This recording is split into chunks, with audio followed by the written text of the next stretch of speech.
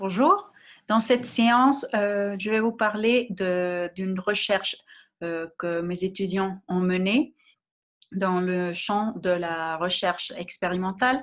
Et bon, cette présentation s'appelle À la recherche du chercheur perdu, exploiter la classe de langue étrangère. Voici le plan de la présentation. Tout d'abord, on va parler de l'objectif de notre expérience, de l'objectif aussi de l'étude.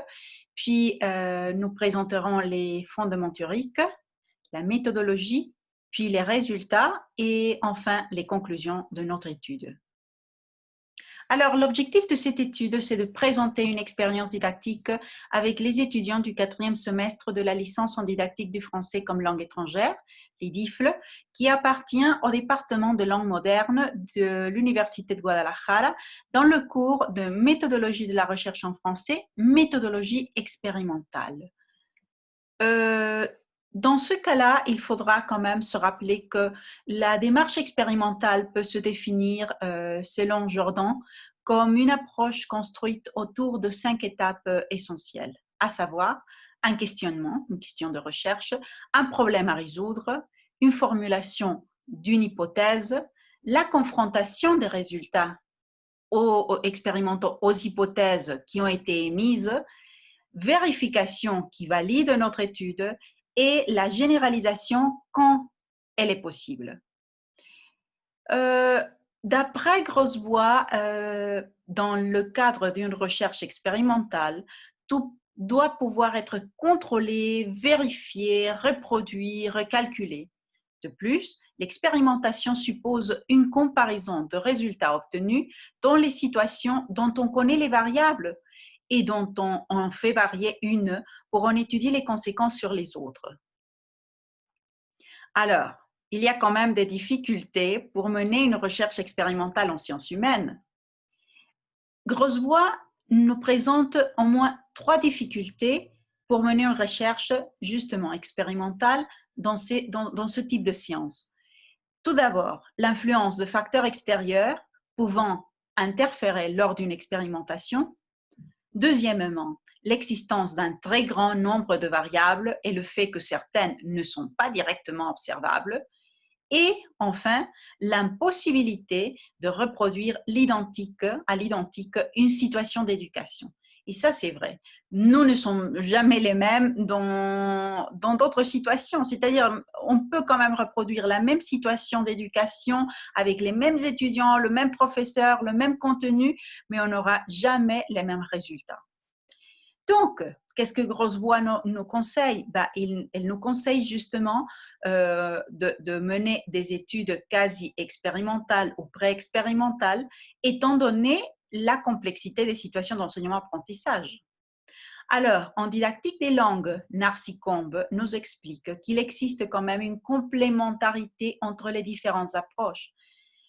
D'une certaine manière, quand on mène une étude pré-expérimentale ou quasi-expérimentale en enseignement des langues étrangères, parfois on peut quand même utiliser certaines stratégies, certains instruments, certaines techniques de la recherche-action.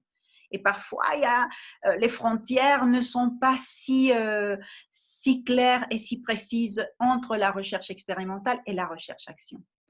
Alors, dans ce cas-là, d'après le conseil de Grosbois de mener une recherche quasi expérimentale ou pré-expérimentale dans le domaine de l'enseignement-apprentissage des langues, on pourrait quand même dire que le quasi expérimental, c'est une expérimentation avec une intervention, avec des résultats mesurés, au moins avec 2 groupes, le groupe expérimental et le groupe témoin, mais sans recours à la randomisation.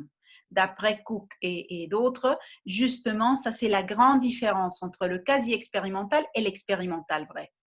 Et puis après, nous avons le pré-expérimental. D'après Buendia et d'autres, c'est une expérimentation telle quelle, avec une intervention dont le niveau de contrôle est très bas. Et non parlons pas de la validité interne et externe. Selon ces auteurs, en réalité, quand on mène une recherche pré-expérimentale, en réalité, on est en train de faire une étude exploratoire afin de connaître ou afin d'avoir une première approche au phénomène que l'on veut étudier, quoi. Donc, notre méthodologie. Bah, tout d'abord, je vous avais déjà expliqué grosso modo que c'est une expérience didactique que nous avons menée avec les étudiants du quatrième semestre de la licence en didactique du FLE. Ce sont 22 étudiants et le cours où nous avons fait cette étude, c'est justement le cours de méthodologie de la recherche en français, méthodologie expérimentale. L'objectif du cours, c'est justement de faire découvrir à l'étudiant-chercheur, on va l'appeler comme ça maintenant, les différentes approches dont il dispose pour mener une étude expérimentale dans la salle de classe. Dans cette expérience, les étudiants-chercheurs ont travaillé avec des petits groupes, des groupes réduits d'amis, de collègues, de membres de la famille, où ils ont donné des cours de langue étrangère et plus particulièrement de français langue étrangère. Et en même temps, ils ont mené une petite recherche, il faut le dire, bien modeste, du type expérimental. Nous avons travaillé pendant tout le semestre pour faire cette recherche. C'est justement 40 heures de cours environ, ça veut dire à peu près 20 semaines de cours. Alors, pour les phases de l'expérience, voilà, je vais me mettre ici. Nous avons quand même 4 grandes étapes, grandes phases, non? Et nous sommes partis tout d'abord de la structure des études pré-expérimentales et quasi-expérimentales pour faire notre proposition de la dynamique du cours, en suivant un petit peu les propositions de Grosbois, évidemment. Donc, dans une première phase, nous avons demandé à nos étudiants chercheurs de former un groupe minimum, c'est-à-dire un groupe expérimental, ou 2 petits groupes de gens, c'est-à-dire le groupe expérimental et le groupe témoin, désirant apprendre le français ou une autre langue étrangère, mais essentiellement le français, et puis de proposer un traitement original pour apprendre la langue. Donc, ce traitement, évidemment, c'était la variable indépendante que mes élèves allaient travailler. Non? Dans une deuxième étape, les étudiants-chercheurs ont dû chercher des sources scientifiques, non pas seulement pour proposer leur traitement, mais aussi pour rédiger le cadre théorique de leur étude. Et puis, dans la troisième phase, nous leur avons demandé d'appliquer ce traitement pendant une certaine période de temps, ça veut dire de 2 à 4 semaines. C'est vrai que vous pouvez dire, ça pourrait être 5 minutes, une semaine. Non, on a quand même rectifié et on a quand même discuté un petit peu sur le temps de cours, c'est-à-dire minimum 1 heure et demie par séance et minimum 3 séances par semaine. Non? Donc, ça, on l'a établi tout au début et voilà, de 2 à 4 semaines, étant donné que nous n'avions qu'un semestre de 4 mois. Donc, voilà. Et la quatrième phase, dans la quatrième phase, nos étudiants-chercheurs ont dû concevoir un test pour évaluer l'apprentissage de leur sujet d'étude, c'est-à-dire un post-test. Il faut faire une toute petite parenthèse culturelle à propos de ceci, car la plupart de nos étudiants-chercheurs ont travaillé avec des groupes qui étaient débutants complets. Donc, ils n'ont pas voulu ou ils n'ont pas vu la nécessité quand même de faire un pré-test. Donc, voilà, ça c'est quand même important. Le post-test était quand même obligatoire. Non? Donc, au niveau des résultats, il faut dire que dans la première phase, tous les étudiants-chercheurs ont pu quand même former au moins un groupe de 3 ou 4 élèves, c'était le groupe expérimental, qui voulaient apprendre le français. Non? Il y avait seulement deux groupes qui ont voulu quand même apprendre l'anglais et nos étudiants étaient aussi doués dans cette langue-là, donc il n'y avait pas de problème. Ils ont fait une recherche à propos de l'apprentissage de l'anglais. Les autres 20 étudiants de notre cours, ils ont quand même mené l'étude en enseignant le français comme langue étrangère. Donc, la variable indépendante conçue par les étudiants-chercheurs ont été quand même des traitements super variés pour apprendre la langue, c'est-à-dire à travers des chansons, à travers des films, à travers la cuisine, le dessin, l'artisanat, la manipulation d'objets, des aspects culturels de notre nation, c'est-à-dire du Mexique, et aussi des aspects culturels francophones en faisant des comparaisons. Donc, c'était vraiment diversifié le traitement que nos étudiants ont proposé à leurs groupes expérimentaux.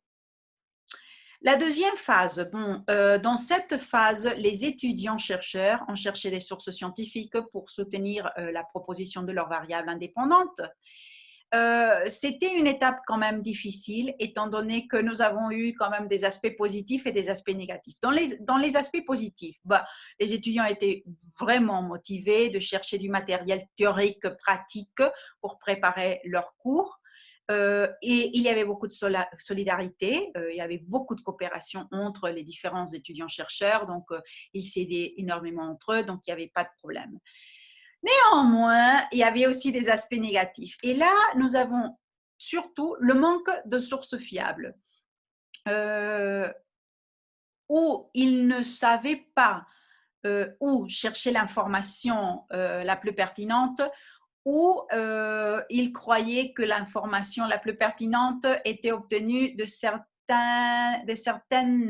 sources, de certaines sources qui n'étaient pas totalement fiables. Non, il y avait des websites qui n'étaient pas conseillables.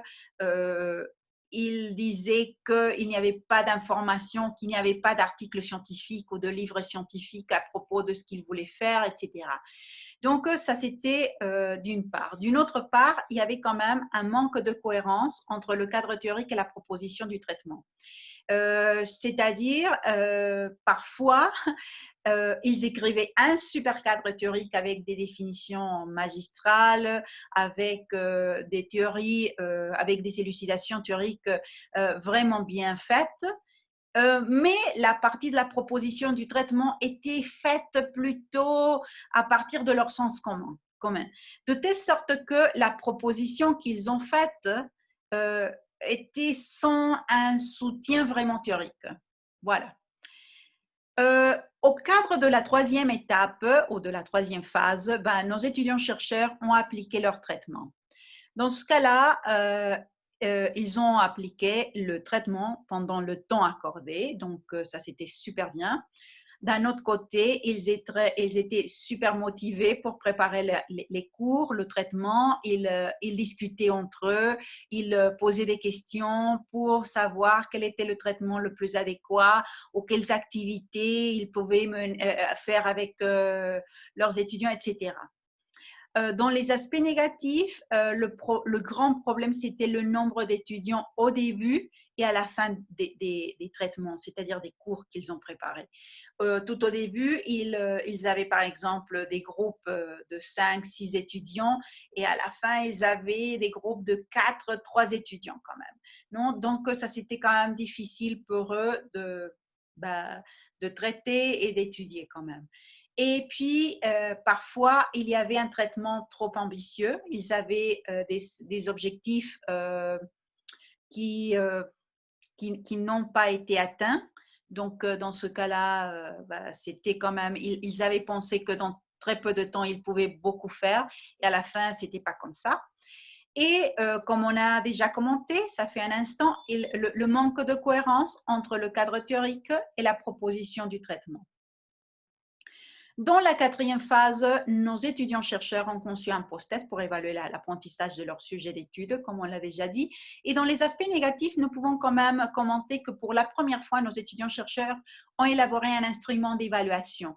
Ils ont cherché ailleurs et ils ont adapté d'autres instruments d'évaluation, mais ils étaient fort contents de pouvoir faire cet exercice quand même.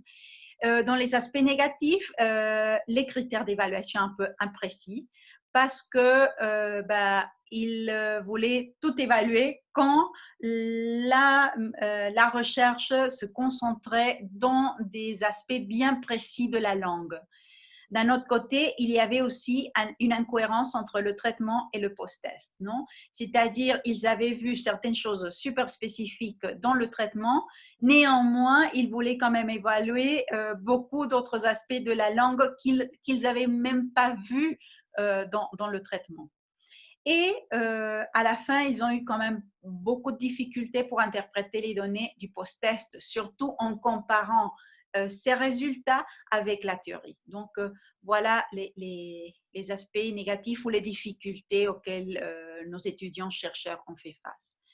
C'est le moment des conclusions et dans ce cas-là, je pourrais vous dire que à part ce qu'on a vu, on pourrait quand même faire un résumé et dire que pendant le semestre, nos étudiants-chercheurs ont proposé toute une diversité de traitements, tels que le fait d'apprendre la langue en chantant, cuisinant ou même en faisant de l'art, etc. De cette manière, nos étudiants-chercheurs ont appris à chercher et à découvrir une diversité de stratégies didactiques et les ont appliquées aussi dans un petit groupe d'étudiants volontaires.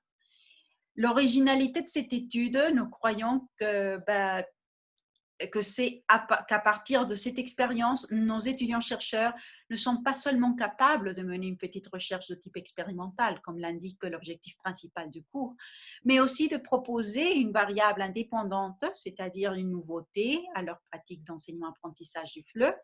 Et de cette manière, nous montrons la compatibilité de la recherche avec l'enseignement de langue. Peut-être pour vous, c'est super évident ça. Néanmoins, pour nos étudiants, c'était pas si évident que ça. Et ils croyaient avant le cours que les deux matières ou que les deux champs de la connaissance étaient incompatibles. Et à l'heure actuelle, ils sont convaincus qu'ils peuvent devenir des professeurs de français langue étrangère et en même temps faire de la recherche afin d'améliorer leur processus d'enseignement-apprentissage. Donc, ceci étant dit, voici mes références bibliographiques, les références bibliographiques les plus importantes. Et je vous remercie énormément de votre attention. Merci bien.